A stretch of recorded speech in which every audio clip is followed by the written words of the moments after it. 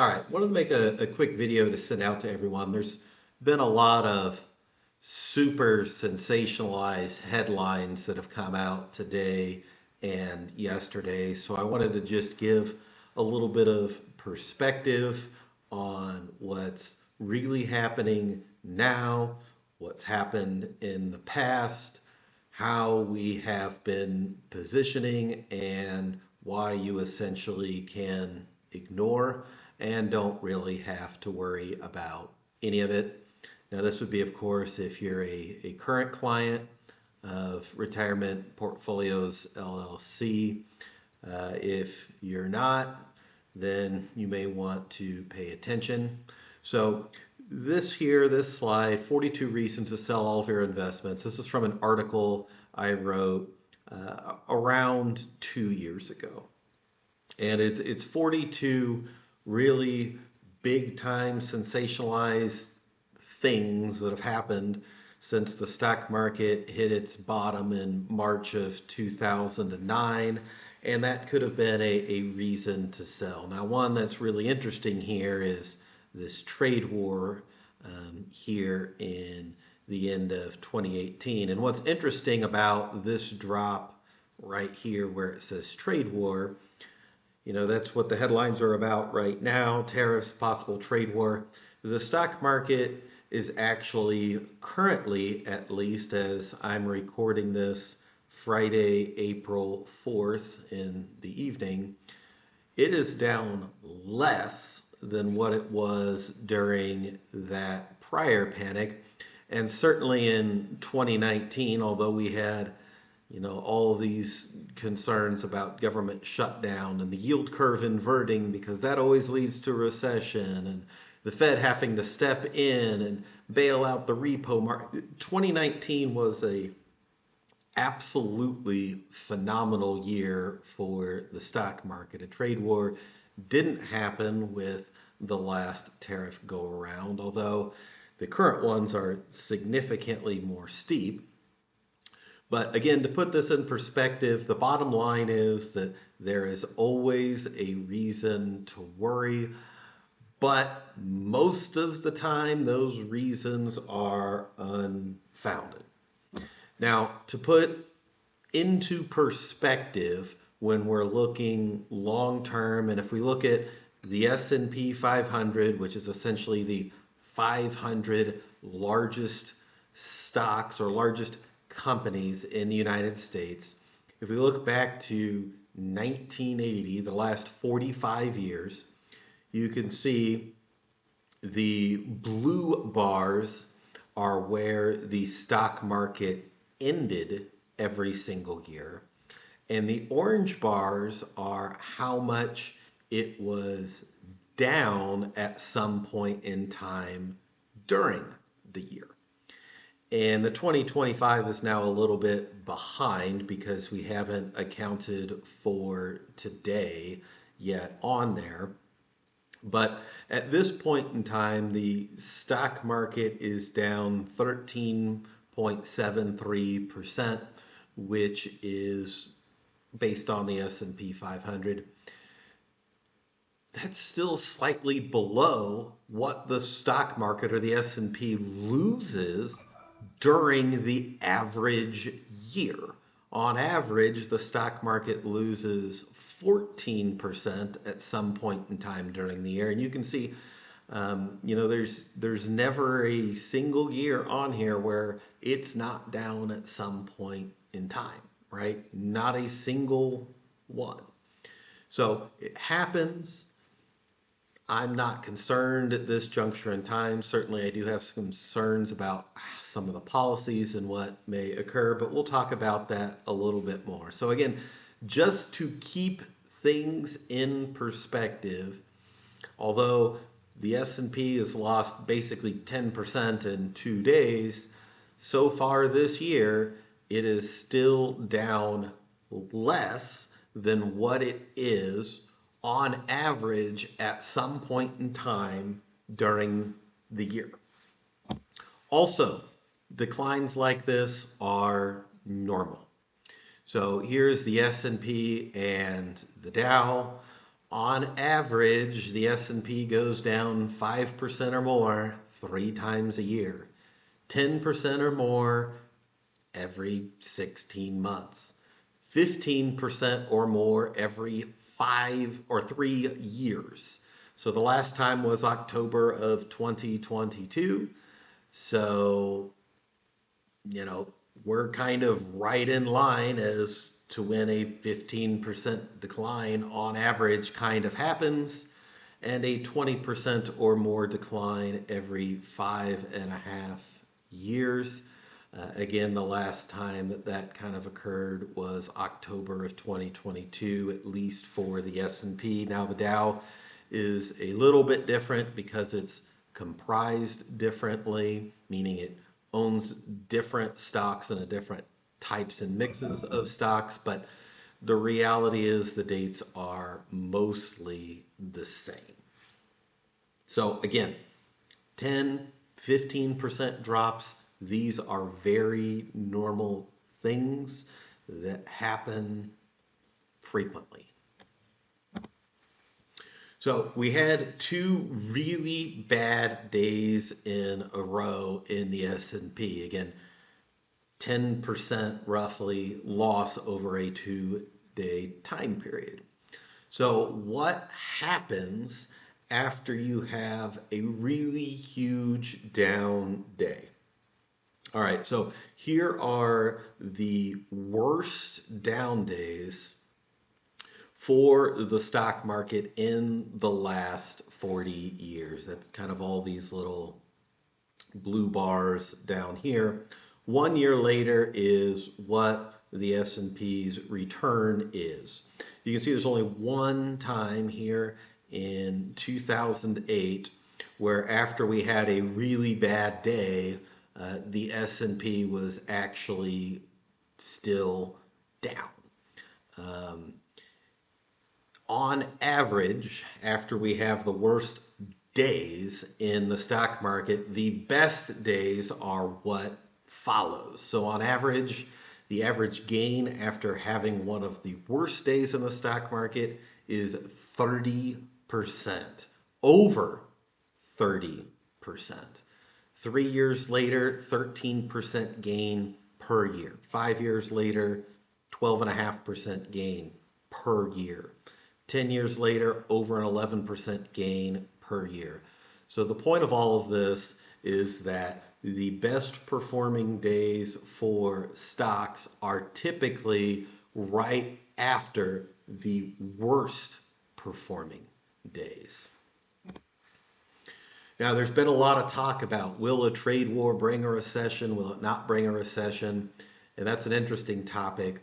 So what I wanted to do was bring up this chart that shows how has the stock market performed both before, during, and after a recession.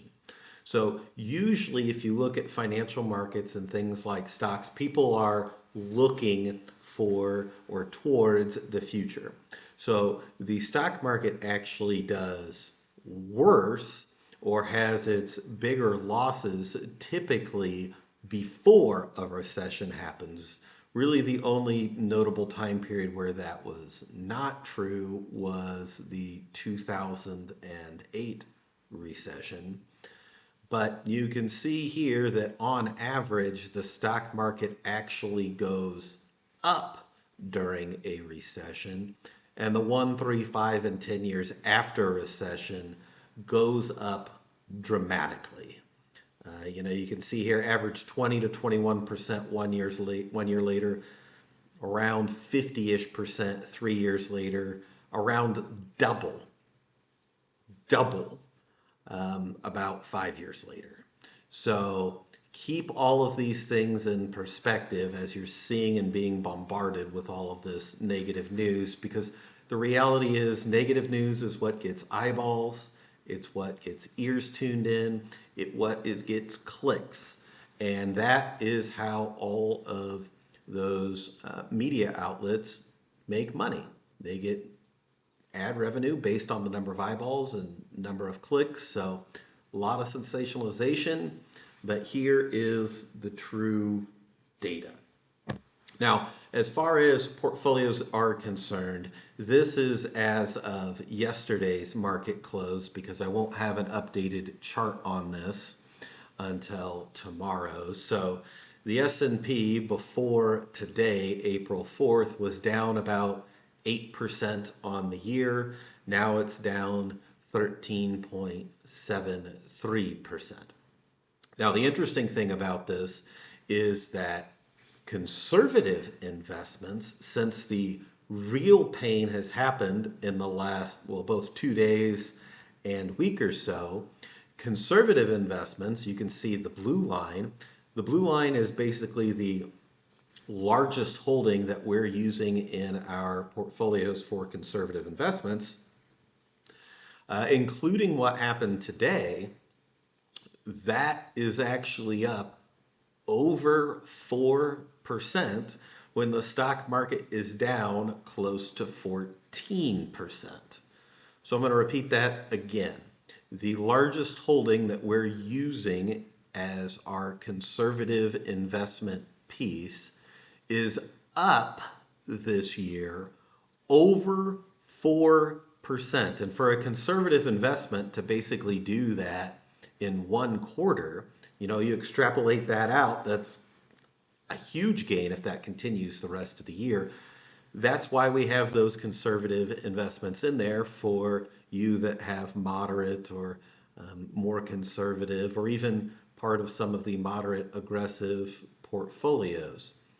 So, if you're kind of moderate or moderate aggressive in risk, which is the vast majority of you that are clients, just know that about half of your portfolio is actually up for the year. And if things continue to deteriorate when it comes to trade war, recession, or anything else, will likely continue to go up. Now, the biggest holding in general that we have is a strategy from T. Rowe Price called Capital Appreciation. And this is from a piece that they put out here at the start of the year, again, to keep things in perspective, since David became the manager of the portfolio. It has made basically double what the average moderate risk investment has done since he took over. So 17 years in a row now, this portfolio has outperformed the average moderate risk portfolio, which is a record. No manager of any portfolio, whether it's a real estate portfolio or a stock portfolio, or in this case, kind of a moderate or moderate aggressive portfolio, no manager in the history of portfolio managers has been able to have 17 years in a row of outperformance. And that has occurred as of the end of last year. And as we've now gone through the first quarter of 2025, it's continued this year. So we're on pace to continue breaking the record. Over this time period, there is no other moderate risk investment that has gained or performed better, which is why we have it as the largest strategy for most people's portfolios. Now, as far as what stocks do we own and why, if you've been listening to me on the radio, which you can do Saturday and Sunday mornings, you can also do it anytime on the website, retirelawrence.com. Again, that's retirelawrence.com. Just click radio at the top. There's usually 4 or 5 shows there that you can listen to. I have been saying here for a while that the stock market as a whole, valuations are very high, and that is one reason that we do not own the entire stock market. Another reason that we do not own the entire stock market is the reality is there are a lot of businesses that are poorly managed. There are a lot of businesses that have some sort of structural issue with the service or good that they provide, that it's going to be difficult, even if they are well managed, to make it long term. Think of, buggy whip and wagon wheel manufacturers back in the day that cars rolled around, right? Those, no matter how good the business is, you might make the best wagon wheel in the world. You might be the best managed wagon wheel manufacturer in the world. But when nobody's buying wagon wheels anymore because they're buying tires, your business is going to struggle and your business may completely go away. So we don't want to own the whole stock market because there are a lot of those types of businesses out there. We think diversification is important, but what we don't want is diversification, which is a term that Warren Buffett kind of coined. We don't want diversification. We don't want to just own a lot of stuff to own a lot of stuff. Generally speaking, we're looking to find somewhere between 50 and 70 really high quality businesses that have a very high likelihood of not only being worth more, but being worth substantially more in the next 2, 3, 5 years. So a lot of what drove stock market performance, particularly last year, were a lot of large technology companies, companies like NVIDIA, where their values were getting sky high. And those types of companies have been the biggest losers as we have had a sell-off in 2025.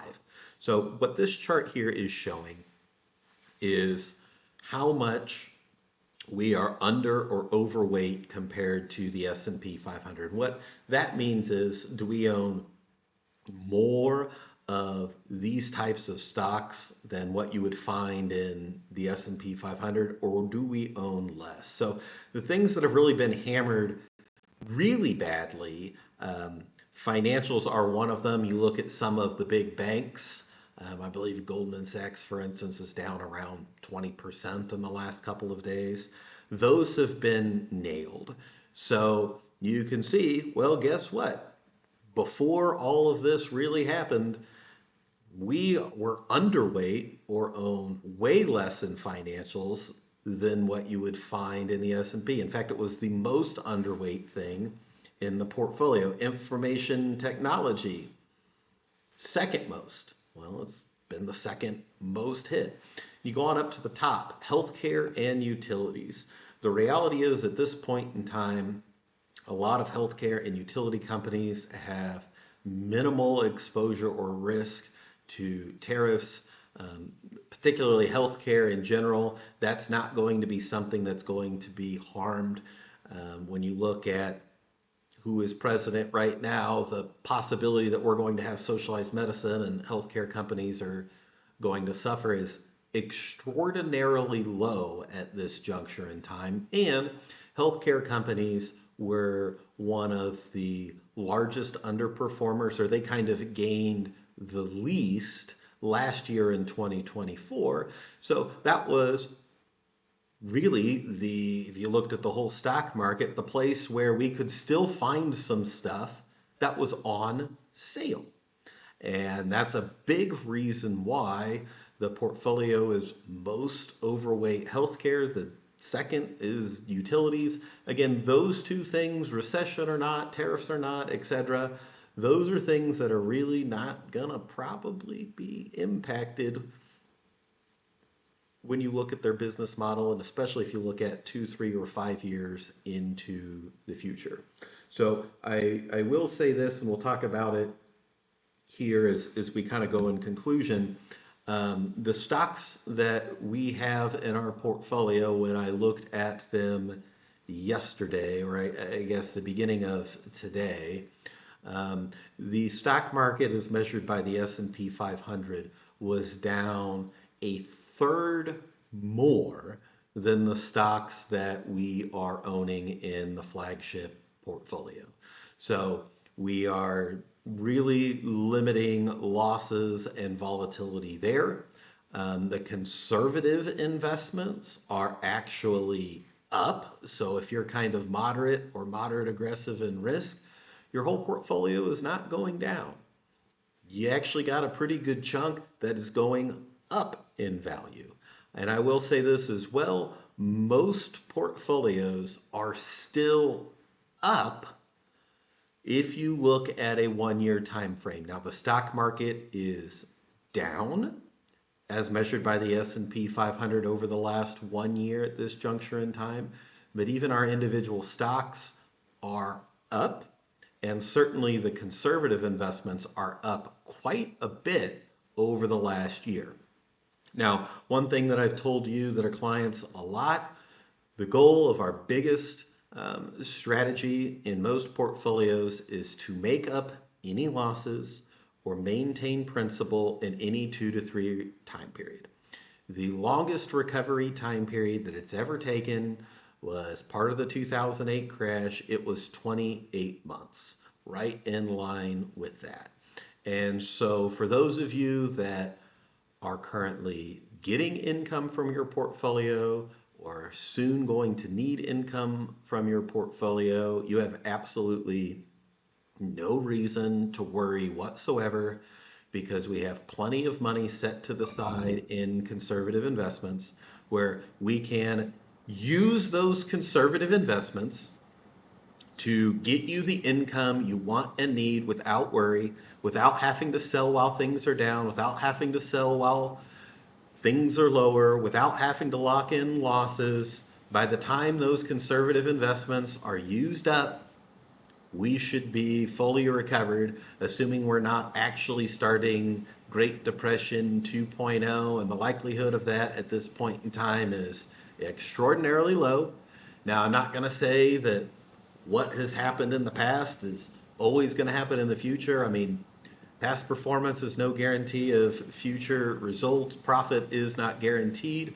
But I can tell you this, that we were in a more conservative stance in every portfolio entering this year, and it was not for political reasons. It was because it was difficult to find things that were on sale. So functionally, we had sold a lot of the more aggressive and stock investments while things were higher. The only time where stock ownership has been lower than what it was entering this year was entering 2020. And it's not because we saw COVID is coming and the crash happening from that, but it's a similar thing. 2019 was such a great year. It was hard to find things that were on sale, and we're just not going to own stocks to own stocks. Again, we're trying to find somewhere between 50 and 70 very high quality companies that have a very high likelihood of being worth not only more, but substantially more in the next 2, 3, 5 years. So we are at this juncture in time starting to actually buy low. Now, the interesting thing is that that's what everyone says you should do. You should buy low and sell high. But human emotion, unfortunately, wants everybody to do the opposite. No, it's euphoria. Things are going great. You know, I saw someone else getting rich off this. Well, let's take that risk too. That's not how we operate. We operate as contrarians, and that's why the outperformance has been so large over the last 17 years. And that's why it's very consistently occurred in the last 17 years. Because again, every single year for the last 17 in a row, the flagship strategy that we're using for the majority of most portfolios has outperformed. No one else has ever done that. And so just like in 2020, if things continue to deteriorate more, what we're going to do is we're going to take advantage of other people doing stupid stuff. Account owners at Fidelity, they're the largest custodian of account holders in the world. They did an internal study and found that during that COVID crash of February and March in 2020, 1/3 of account holders that were 65 plus basically sold to cash. And the year ended up substantially up. Now, I'm not going to speculate or say that this year is going to be substantially up because nobody really knows what's going to happen next week, next month, next quarter, or even next year. It is impossible in that short of a time period to consistently be accurate. It's like trying to guess which raindrop's going to go to the bottom of the windowsill first. We don't try to do that. Other people try to do that, we take advantage of them. So if things deteriorate more, that's going to be something that I welcome because I think it's going to cause us to have even more outperformance. Typically during times of uncertainty and volatility, that's when other people are doing silly things. And when other people are doing silly things, markets become inefficient. When markets become inefficient, what that basically means is prices in reality aren't matching. And that's something we can take advantage of. That's something that exactly happened in 2020.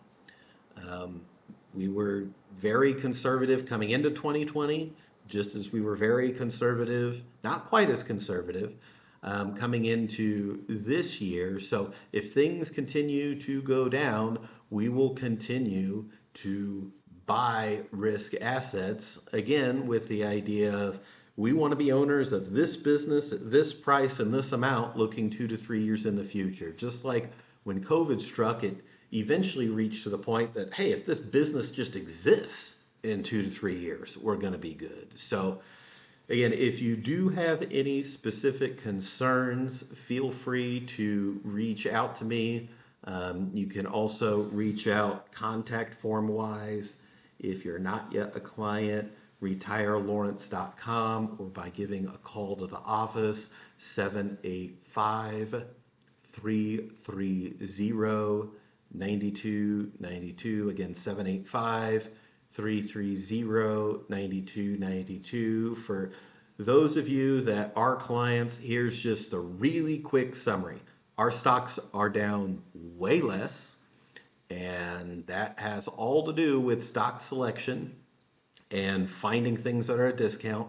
Conservative investments are up, and if things continue to deteriorate further, will likely go up more.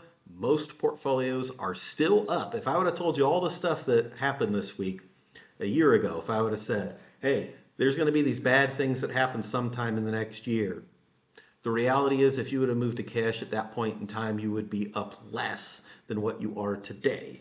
So again, that's no guarantee that that's going to continue. But even though the stock market is down over the last year time frame, most portfolios should be up. Our goal with the flagship strategy is to make up any losses or to maintain principal in any 2 to 3 year time period. And for those of you that are getting income or will soon get income, we have plenty in conservative investments, even if this happens to drag out.